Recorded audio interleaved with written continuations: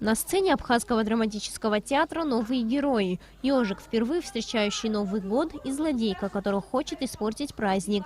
Детский спектакль отображает вечную тему добра и зла. До премьеры сказки «Как ежик встречал Новый год» осталось всего несколько дней. Режиссеры выравнивают свет, актеры оттачивают роль.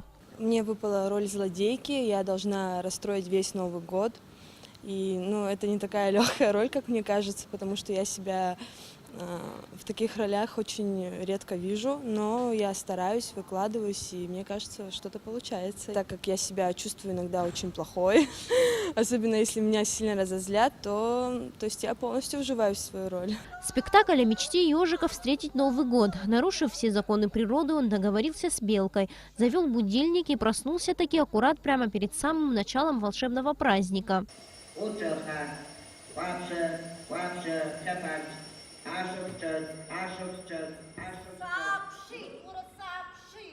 После пробуждения ежика на сцену выходит злодейка, и начинается главное действие – противостояние двух сил – добра и зла. В конце спектакля, как повелось в хороших сказках, добро побеждает зло. По словам режиссера театра Мадины Аргун, подготовка к премьере шла более месяца. Каждодневные репетиции дали хороший результат. Актеры готовы показать все свое мастерство самым маленьким зрителям.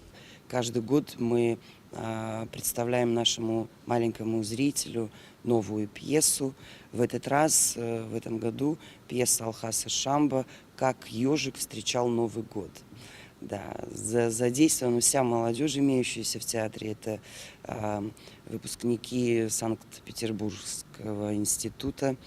Вот основная часть этих молодых актеров занята. И, конечно же, наши актеры, которые уже с большим стажем. Премьера спектакля состоится 25 декабря. Детскую постановку смогут увидеть подопечные фонда Ашана, благотворительной организации Кераз, а также воспитанники лицея-интерната. Пока мы не будем раскрывать все секреты и рассказывать, как удалось ежику одолеть главную злодейку. Скажем лишь одно – маленький зритель сможет собственными глазами все увидеть и оценить. Сария Смыр, Леон Адлиба, Абхазское телевидение.